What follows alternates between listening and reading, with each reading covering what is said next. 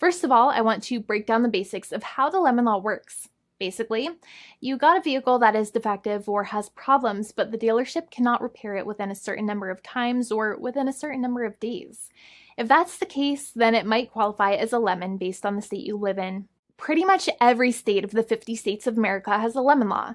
Unfortunately, sometimes automobile manufacturers don't focus on the safety of the vehicle and instead focus on the safety of their own cash pocketbooks and net profits. For that reason, if your car is a defective lemon, you should really know about your legal rights. So in the following, I am going to tell you all about what you can get or win when you win a lemon law case. Some automobile manufacturers make a lot of money and are rich, and a lot of people hate the dealerships for taking their money and giving them a hunk of junk, the runaround, and a bunch of lies. But sadly enough, the lemon law is not designed to make you rich, and it is not intended to make you wealthy. Instead, the law is designed in a way that is supposed to put you in the position that you would have been if the vehicle had not been defective. It is supposed to make you whole. Even if you spent $60,000 or $70,000 on the car to fix up the car and spice it up, you still might not get that money back. It really depends. Even though the dealership might have lied to you, given you the runaround, and then failed to do their part. That's why it is important to give them the lemon drop down. By winning lemon law cases, consumers are really making the road a safer place for all drivers and pedestrians by making automobile manufacturers care more about consumer safety. Now, what you get when you win a lemon law case usually comes down to one of three possible options or remedies. Option 1 is that they might provide you with a replacement vehicle. Option 2 is that they might offer you a refund or what is called a lemon law buyback. Options 3, I will discuss option 3 a little later on in this video, and it is an important option you should know about as well with some real lemon juice. So let's start with the first remedy. Option 1 is that they can provide you with a replacement vehicle, which means you can basically trade your car in for a different vehicle, but there are some important things you should know about this option. The replacement vehicle should be a vehicle of similar value. The replacement vehicle should usually also be a vehicle from the same manufacturer with similar MSRP cost. It's crazy that many times, even though you really don't like dealing with that dealership, you might have to get a second car from the same manufacturer, even though they have lied to you and given you the runaround or given you a hard time. But there is another option with this as well, because year after year, the cost of vehicles might go up and the new vehicle might cost more. That price jump can make it difficult to get a car with the same MSRP price. Even though your car was a lemon, you might still have to pay that extra cost for the new and now more expensive vehicle. Thankfully, there is option 2, which allows you to get a refund through a lemon law buyback. But one of the problems with a buyback is that sometimes you might have to have a trade-in vehicle, and you might have still been required to pay more money on that trade-in vehicle. And when you got your new car, the dealership might have rolled over the amount you still were supposed to pay on your previous vehicle into the calculation of your new vehicle. In other words, you might have been upside down on the finances of your new vehicle. So sometimes you need to pay for that difference in order to get out of the car. And a lot of people find it extremely weird that they have to pay money in order to get out of the defective vehicle. But many times that's how it works. Now, in a lemon law buyback, if you get a lemon law buyback, you usually get back what you paid.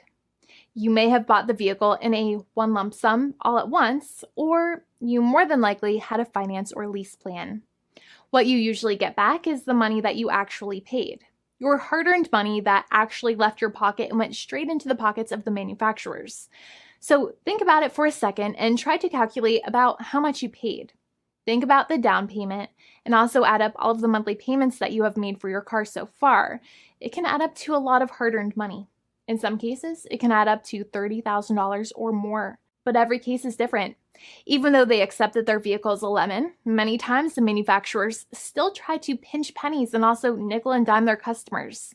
So they deduct certain fees during the negotiations, such as an offset for mileage for the portion of time that your vehicle did not have problems. Sometimes it is legal for manufacturers to deduct such things from the settlement you end up getting, but many times they may be doing so incorrectly or it might be taking away too much of your personal money.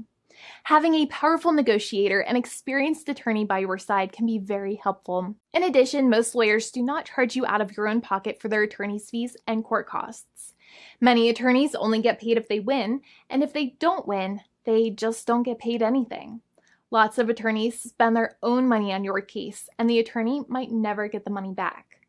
But it may make sense for the lawyer to take that risk if you have a strong case. It reminds me of being a kid and selling lemonade and spending my piggy bank coins and quarters to make the lemonade, even though I was never sure if I would make my money back. But when I made amazing lemonade, everybody would want it. We would all be happier as a result. Option 3 is that sometimes a manufacturer might simply pay you a settlement in what is called a cash and keep procedure. That's when you keep the car, but you get paid some compensation for all of the headaches and defects the vehicle caused. Even if you don't have a clear lemon law case, the manufacturer might still make a good faith offer to settle the matter and get it off of their heads.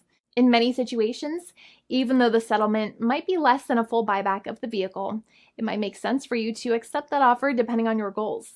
In addition, it's usually required that the problems happened while your car was under warranty or extended warranty. Even if you no longer have warranty, but your problems happened while your vehicle was under warranty, you might still have a case. However, without any warranty, you cannot have a lemon law case in most situations. However, you might still have some legal protections such as breach of contract, auto fraud, or something else. The founding attorney of the law firm, Jimmy Hanai, would love to speak to you. The consultation is completely free, and the team of lawyers can speak to you and review any documents you have for the vehicle, such as your vehicle purchase agreement and repair invoices. Call now for a completely complimentary and fully free consultation with an experienced lawyer.